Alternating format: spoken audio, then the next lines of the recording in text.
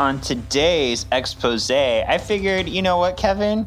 This is a very Russian episode, so I didn't want to rush into choosing anybody. But also, no rushing. No Russian. Also, it's a deal with the devil, so I'm like, who's Russian and deals with the devil? Magic. Ileana. And you know what I've never noticed until today? Because I was reading a comic where it mentioned her, and now that I'm looking at her Wikipedia, I've never noticed. Her last name is Rasputina, not Rasputin, like Colossus. There's an A on the end. I'm like, why is that? Is that like the female version? we gender our last name because you're very clear who's a man and who's a woman in Russia. Yeah, exactly. We need to know who to discriminate against. Exactly. We need to know. Yeah, well, you're so bad. Who to belittle in our country. Yeah. So she first appeared in Giant Size X-Men #1, May of 1975. Just like in the X-Men TV show, she had a very little part. She was like, they showed Colossus like save her from the tractor, and that was about it. But she slowly became a bigger character. She was created first by Len Wein and Dave Cockrum, but when she has a very weird history, Kevin. Do you know her history? I don't know if I know. I know some of her present, but not much of the history. So she started off as like Colossus's little like 10-year-old, 8-year-old, 9-year-old sister. Like she was young. And she would kind of hang out with the New Mutants. She was like everybody's friend, but the New Mutants were older than her. Well, I'm getting there. Okay. So then she accidentally like opened a hell portal to Limbo, and she got stuck there. Like the X-Men couldn't save her. Like Nightcrawler reached in and grabbed her hand, but in that split second that they were in different dimensions, she aged like 8 years and became a teenager. And that's when Chris Claremont was writing the character. So he aged her in order for her to be a teenager and be on the team with the New Mutants. And then eventually they had the whole Inferno saga where Madeline Pryor raised Madeline Pryor. We love Madeline Pryor. She raised all the forces of hell. And this doesn't quite make sense in X-Men lore. But they decided that if they pull Ileana out of Limbo when she's a little girl, then it will stop any of this from happening because they saved her. Which a lot of times in X-Men, it just makes a new timeline. So that kind of goes against their own rule. Right. So then she was de-aged to a little girl, but then she got the legacy virus, Kevin, and then she died as a little girl. Oh, no. I know, and she was dead from 1991, I want to say, till about 2005, and then she came back, and they were like, "Oh, it's Ileana, but she doesn't have a soul." But then they kind of dropped that storyline, and she's just Ileana, and she's become a major part of the X-Men now. She's even Cyclops' right-hand girl for a while. Oh, see? Yeah. So She's someone who's very dear to my heart because when I was younger, having a little blonde sister, I attributed magic to her. So she's kind of a representation of my sister, but I also think she's really cool and has cool powers. Hey, little sister, what have you done? Exactly. So we love you, Miss Magic, Miss Ileana Rasputina, not Rasputin, also known as the Dark Child, Light Child, Archmage. There's an I in the middle. Oh, Archimage. And she has so many powers. She can open interdimensional teleportation. She has psionic shields. She's also a sorcerer, so astral projection, binding, energy manipulation, exorcisms, control of limbo, matter manipulation, summoning, scrying. I feel like we're talking about Charmed. I know. And she can also summon eldritch armor onto herself, which is really cool. And she can make a soul sword. She's super cool. That's enough on her. I talked a lot about her. 4 minutes worth. Longer than anyone we've ever talked about before. Yeah. I go where I want to go. Gene.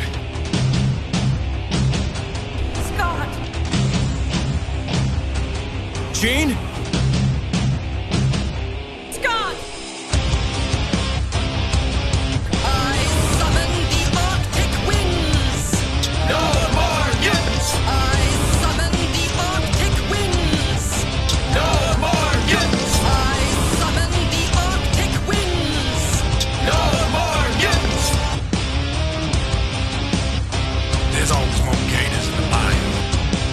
Don't get a Welcome to this week's Solving for X. My name is Shawn. I'm the ultimate excavationist. And I'm something of an X fan myself, Kevin. Yes. So on last week's Previously On, we asked the question, does Xavier have a right to invade a villain's mind? Kevin, we got a lot on this. We had 11 people vote no, which was 34%, but 21 votes, 66% said yes, Xavier does have a right. So that's kind of what we were talking about last week with Joshua. If he's trying to help someone, maybe it's okay if he does this if they're a villain. Okay. And today we're talking about A Deal with the Devil. This aired September 14th, 1996. Fun little fact, Kevin, this actually premiered in season 5 due to animation issues. So that's why it was 96 and not 95 like our other episodes. Yeah, I was doing a little bit of research on this episode right before we recorded. And yeah, some sources say it's from season 3. Some sources put it in season 4. And some sources put it in season 5. I'm like, this is crazy. People don't know. That's what's the thing with these crazy X-Men because of the air date and the different timings. It's like people don't even know. They get confused. Yeah, what I go off of is I double-checked Eric Lewald's book. And he actually put in the story order in his book. And I verified that against Disney Plus. So we're going directly off of Eric Lewald, who actually wrote this episode too. Perfect. Yes. But yeah, everything goes off of different dates. Story date, air date, and production date. All right. Are you ready to get into this episode, sir? Sure. So crazy. All right. Snow tears through the... I didn't know how to say this. Caucasus? We'll go with Caucasus. Sure. Mountains, former Soviet Union. 3 tents sit on a ridge as men in fabulous orange snowsuits search for something. While digging, one man calls out to the others that he found something. Everyone runs over for a dig party. They unearth, they unsnow an Omega Red popsicle. Yay! I did enjoy that one guy with the glasses and his little like mustache-y thing. His little lines in the mustache. Yeah. That was fun. And this is the part of the horror movie where like they don't know what they're looking at and they're like, let's release it. But then they didn't do that. I was surprised. I was like, oh. What were you expecting with a title like A Deal with the Devil? Did you think Omega Red would pop up? No, I don't think I thought anything. I'm just like, I'm gonna watch it. Okay. I didn't have time to think about it today. I did think it was funny, like, I don't know, continuity error maybe, but when he first finds it, there's like the tendril, but when they actually unearth Omega Red, he's like, I didn't see his tendrils out. He was just prone. Mm-hmm. See? Oh, well, we'll go with it. We'll go with it. All right, 2. Back on the mainland, Omega Red has been thawed, and the Finders Keepers men are talking to him. Yeah, because they said, you idiots, don't let him out. We've got plans for him. Let's take him first, and then thaw him once he's contained. So, and you're gonna find I didn't know really what to call these men because they don't really ever say who they are. Like the only hint we get is Omega Red calls them imperialists. So I went with that for most of the time.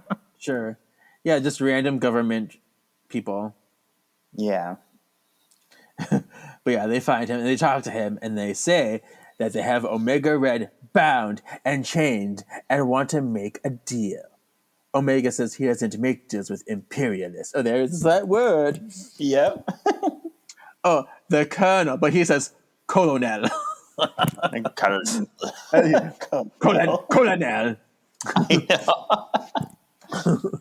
The colonel tells him that the war is already over. It's like, that's an old war. We won, by the way. Suck it. And Yeah.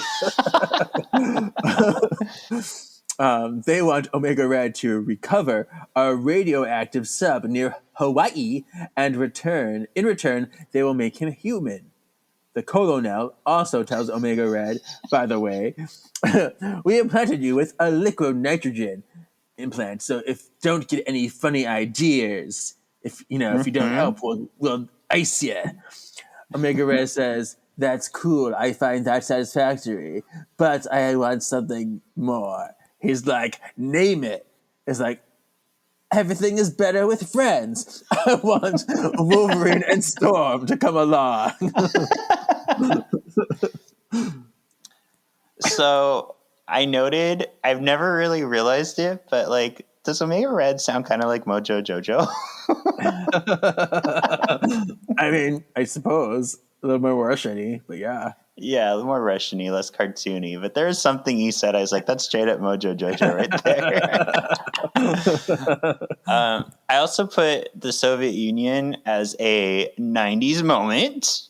Don't have a man. You got mail. 90s moments. Nobody talks about that anymore. Like, that's a very 90s thing. It is. Yeah, I remember that all the time. I'm like, I don't know what that is, but it's like a phrase that always happens when I was a kid. Yeah, apparently it ended in 1991. So it was still like a hot topic when X-Men was being created, but like it's been very forgotten since, I feel. Yeah.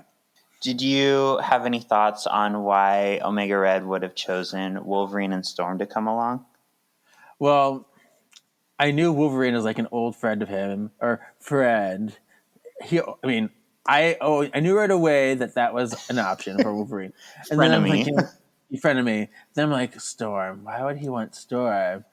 I'm like, I guess because I thought it was weird because like she can just freeze you again. Why would you want her there? But I don't know, revenge. You know. Well, good. I'm glad you remembered. Yeah, Storm was the one who froze him in. What's it called? No, I don't remember the first. Red Dawn. It's called Red Dawn. When we first saw him, and Storm froze him. Red Dawn, dead by Red Dawn. I also got a nice previously on before this episode started, so I was like, oh yeah, I remember that. Yeah.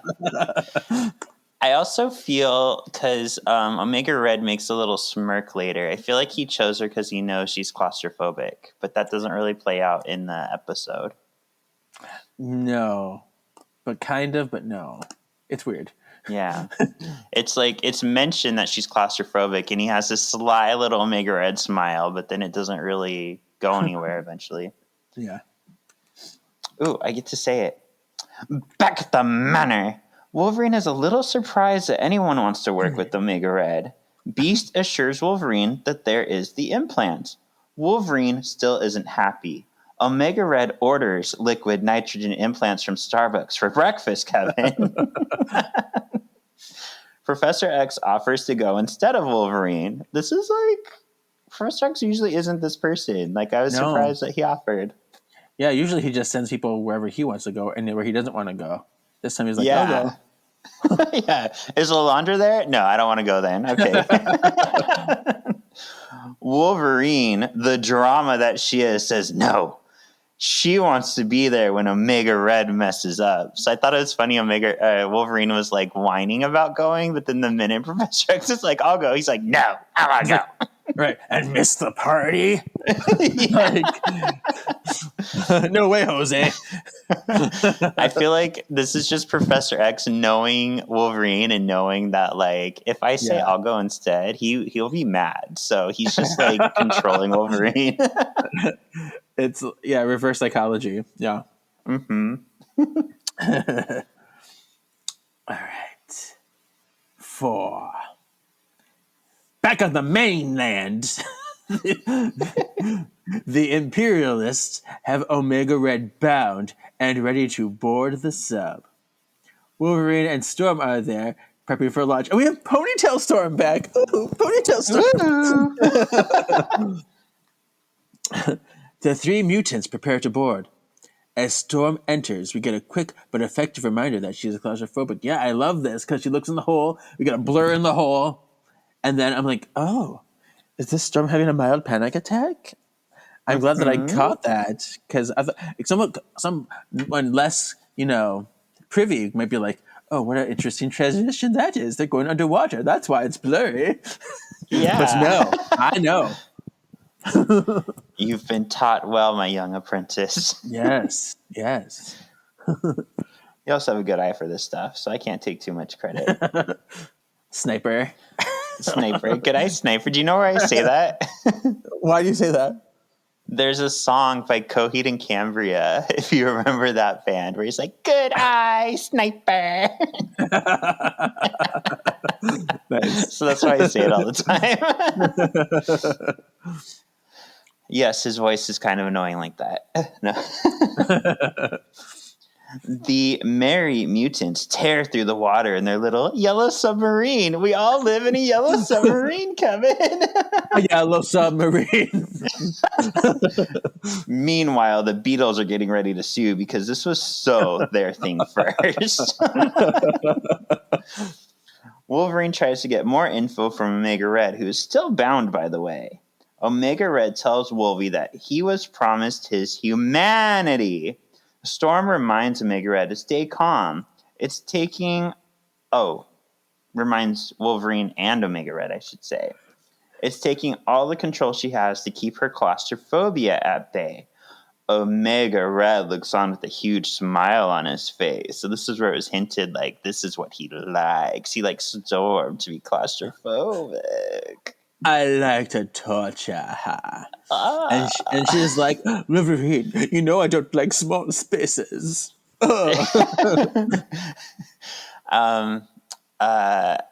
did you think of Wolverine in this scene? Because I feel like he gets so mad so easily. Yeah, I mean, he's just yelling at everything. Like, everything just sets him off in this one. He's like, Omega Red's here. I gotta be on guard, so whatever you say, I hate it. Yeah, because when Omega Red says, like, oh, for my humanity, Wolverine's like, you don't have humanity! I'm like, calm down, girl. Calm down. You're a monster! The yellow submarine continues on its way. Storm announces to Mission Control that they have found the nuke sub. She carefully drives them in close to the sub. Wolverine makes an ignorant comment about the Soviets hoping they build the sub better than Chernobyl. Storm comes in too hot and collides with the sub, but everyone is unharmed. Just then, the Imperialists set Omega Red free. There's a tense moment between Omega Red and Wolverine, but Omega Red calmly leads them into the nuke sub anyway. He's like, whatever, we're cool. Whatever. For now. Yeah.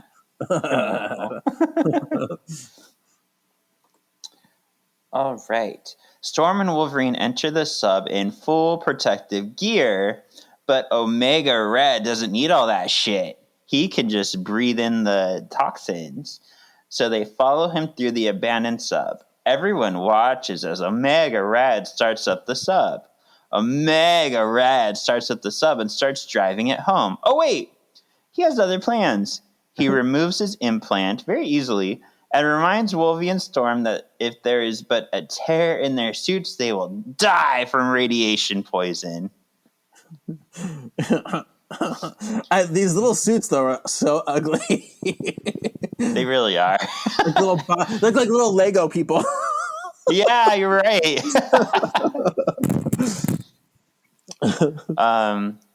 I thought it was funny how big the nitrogen thing was in him. It was huge, and he just reaches back and like pulls it out. I feel like if this were for adults, it would have been like bloody, and there would have been like a whole scene of him digging in his skin. Rinse her. Yeah. Yeah. Like whatever, it'll heal. Whatever. Deal with it. Whatever. Did you notice a 90s moment here? Go ahead, man. You got mail. 90s moments. I did. I have it in my notes. I have Energizer bunny reference here. Yeah. he says they ought to use the sub in one of those battery ads with that rabbit. It just keeps going and going and going. Yep. We don't see them. Do they still make ads for him? I don't see them anymore. Yeah, I was trying to think if they do or not, because I don't remember the last time I saw one. It probably went a little into the 2000s, but For sure. I don't know. Yeah. All right. Curious. The Imperialists call the U.S. to get help with their rogue sub, while Omega Red taunts Wolverine. Wolverine blows his lid and pops his claws, which is not right because it just goes right through his suit. You're just creating holes in your suit. Stupid. Yep. Omega Red easily dispatches him. Storm blows Omega into the ceiling and helps Wolverine. Okay, I got it. And helps Wolverine look for a mini sub. Omega Red attacks from behind and takes Storm and Wolverine. I know another. Let me just look at that again.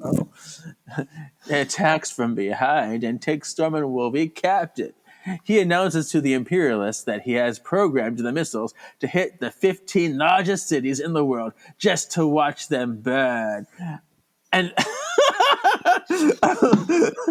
when they showed the little computer with the little glowy yellow missiles, I thought they were penises for a minute. I was like, what is that? My God. They're missiles. Okay. Wow. I know. And we get another great Stormism here. She goes, "We are almost there." Yeah, I loved her. Yeah. Back on top of the water, Beast and Rogue are in the Blackbird. Professor X is guiding them on how to attack the Rogue sub. Speaking of Rogue, she doesn't love the idea of putting Storm and Wolverine in danger. Professor X says, well, it's our last resort if everything goes wrong. They're trying to buy time until the Navy gets there. Beast tells Rogue they do have time, though. The sub needs to get much deeper in order to launch the missiles. Much deeper, Kevin. I know. It's so deep. So I feel like this episode has so much jam-packed in it because, like, it moves so fast. If you think of the first part, they're like, oh, we need to help Omega Red. And then the next scene, like, they're there with Omega Red. And then we never even see, like, Rogue and Beast get in the Blackbird and go. They're just there. Yeah. But it works. They did a good job. They did. I mean, I follow it pretty well, you know? Mm-hmm. Yeah. Okay. Next is Tad. We get a slow pan over rocks once again, which means we're back with the Colonel. The Colonel be mad that no one can get there for another 10 minutes when the sub will be within launch depth in 5. Oh no. And I don't know about you, but this man who reads the report to the Colonel, I'm pretty sure that was Cedric Smith who voices Cyclops.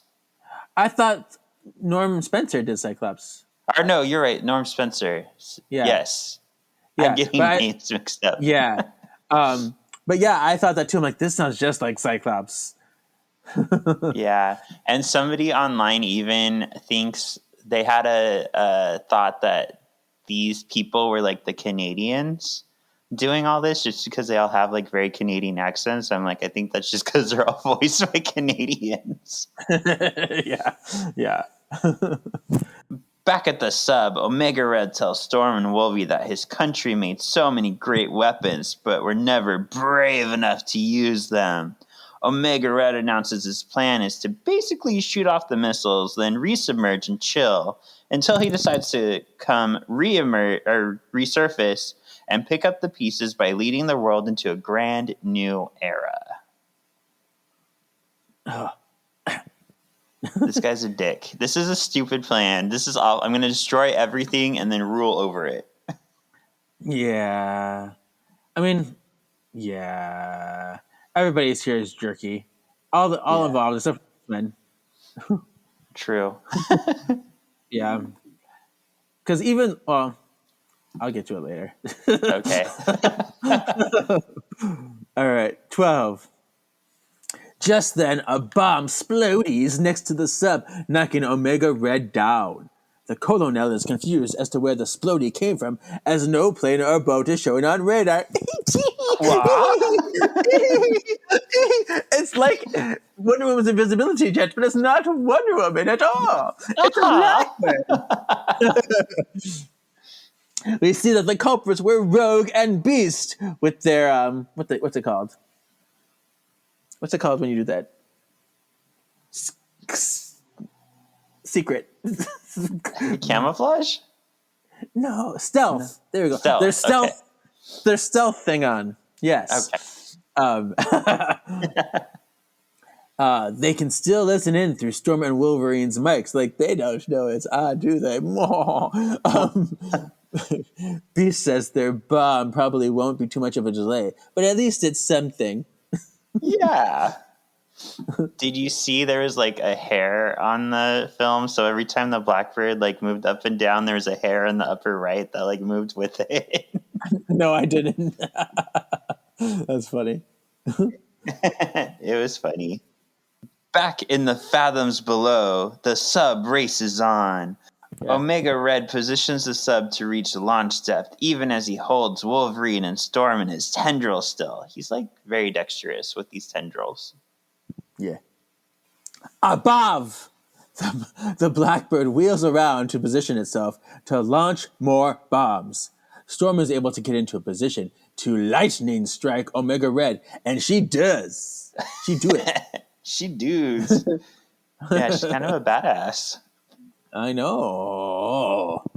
The colonel prepares his team to take out the missiles if they launch. If they can't stop the sub, they need to prep a new plan. Our Norm Spencer dude announces missiles don't usually arm until they are near their target. But he worries that what if Omega Red is able to reprogram the missiles? He could also arm them right away, so that way if they're shot down, they'll like nuclear explode. So he like causes a whole new chaos for all of our characters. Insanity. Yeah. The Blackbird hovers overhead. Beast announces that Omega Red has reached launch depth. Professor X tells them to bomb the fuck out of the sub. He tells them that if the missiles launch, they must stop them at all costs, any cost. Yeah. Yep. And there goes Professor X ordering his X-Men like, you need to die for me. I'm not going to be there with you, but just in case, you need to be ready to die to stop these missiles. Fuck you, Charles. Yep, exactly. Stop them before they come to me and kill me, because I'm not going to get in danger. Yeah. Rude. And I wonder if Charles was there, would he have been able to control Omega Red's mind? Maybe. Maybe. Yeah. Back in the sub, Omega Red gets ready to launch the missiles. Everyone watches in terror as the missiles break the water surface. The Blackbird shoots one down to find out that the missiles are not armed. They shoot them down. The Russians are confused since there's no one on the radar. 2 missiles rapidly fly out of range. Rogue tells Beast, don't worry, sugar. I got this. And she misses both her shots. Amazing. Amazing. Oh, Rogue. Comic gold. Yeah. Back in the sub, Omega Red is mad. He has caught on that the X-Men must have had help, since there is no way the Navy could have gotten there that fast. He surmises it's the X-Men. Stupid X-Men, stinking mutants. He watches as the Navy destroys the last of the missiles. Oh.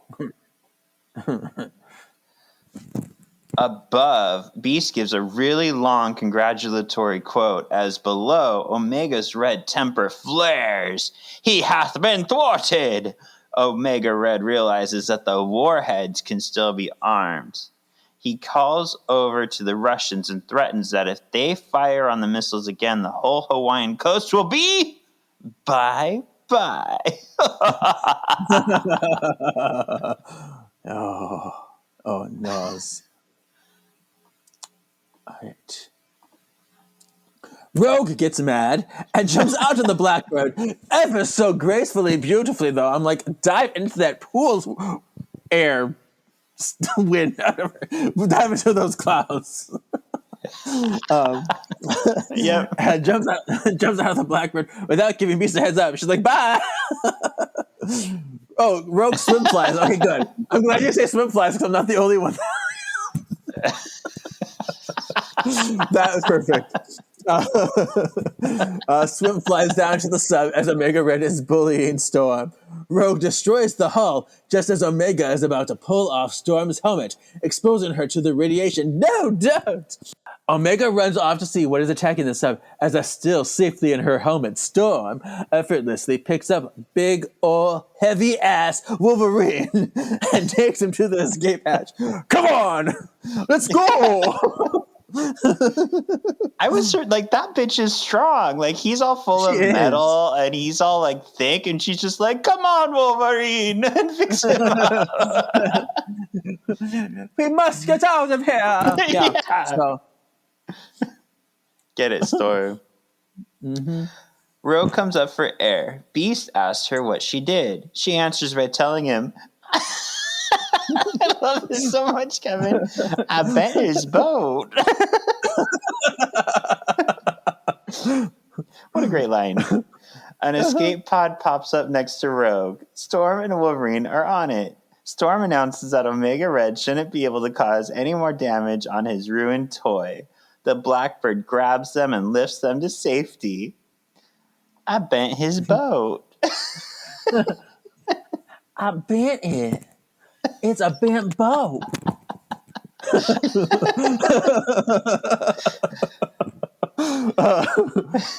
Yeah, I love it. All right. Back in the sub, Omega Red tries to drive the sub, but everything fails, and he falls into an abyss deeper than my hole. Oh. I thought you liked that. I mean, yeah.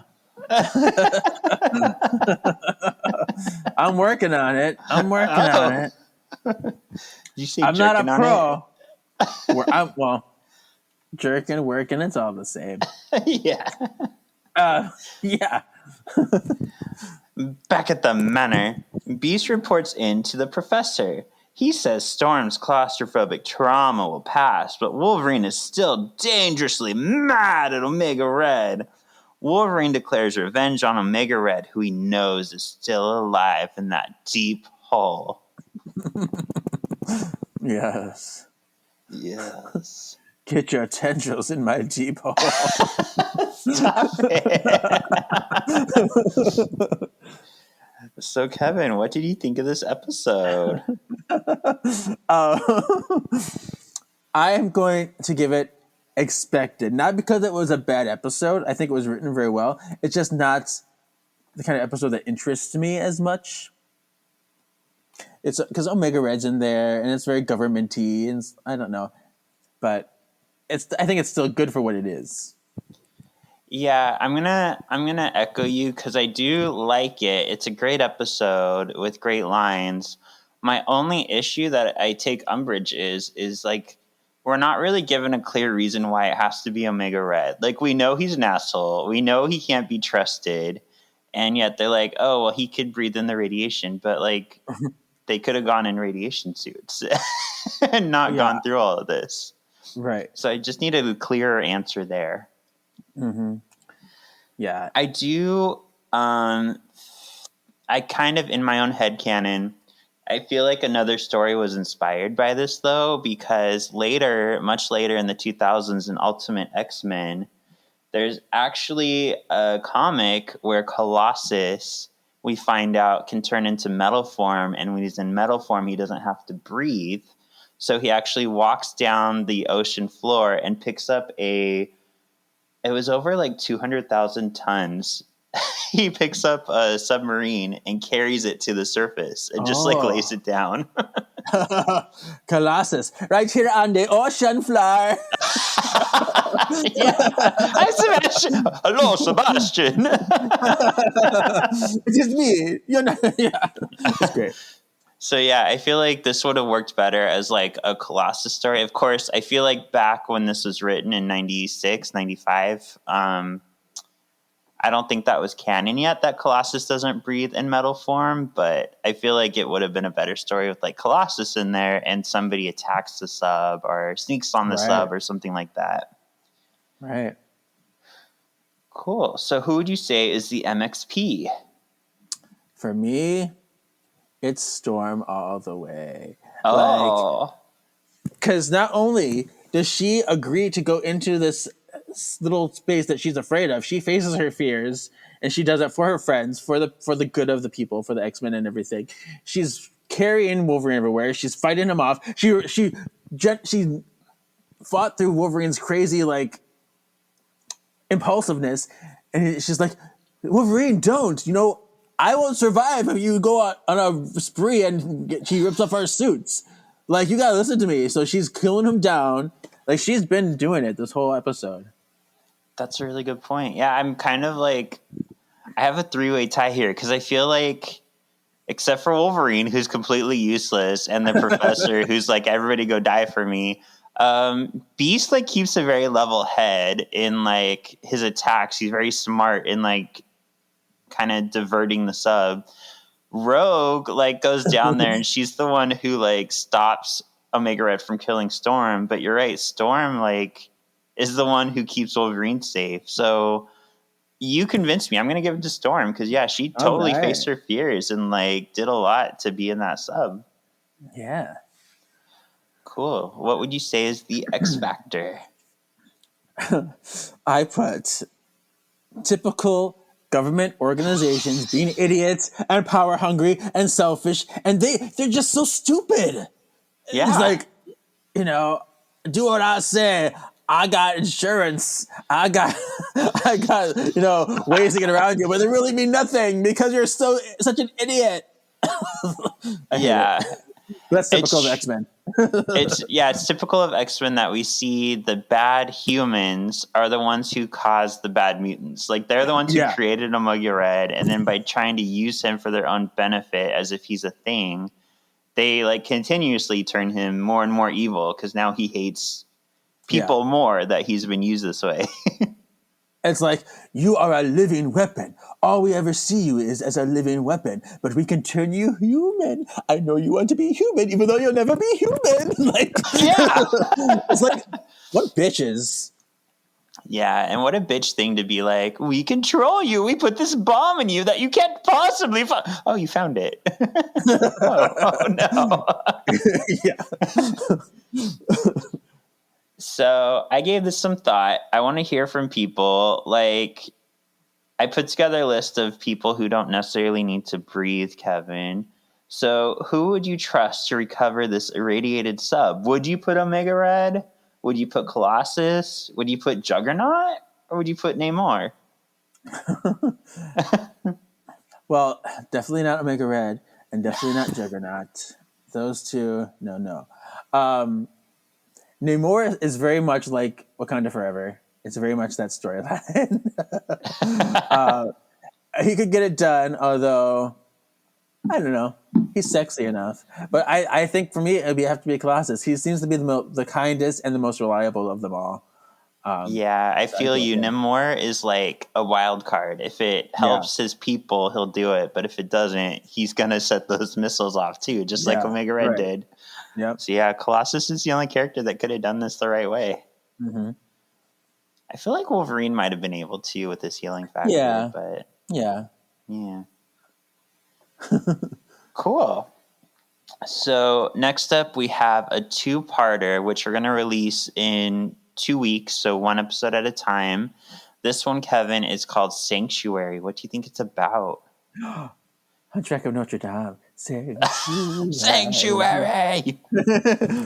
Yeah, I love that. But I'm guessing it's something to do with some kind of safe haven for some kind of mutant. Look at you. Ta-da! Ta-da. Cool. So I'm excited to get to this one. I think it's a good double-parter. And fun fact, in the credits, they showed a scene from Sanctuary. Oh, yeah, I was going to ask. I have notes about that, actually. I forgot about that. Because I was watching the credits, I was like, oh, it's Magneto. Is that Richter in there? Yeah. But I saw cute little gay Magneto doing this little head bob thing. I was like, oh, you're sassy Magneto over here. I noticed that too. I wonder if Kevin noticed. I'm like, I'm going to have so much fun talking about this little thing.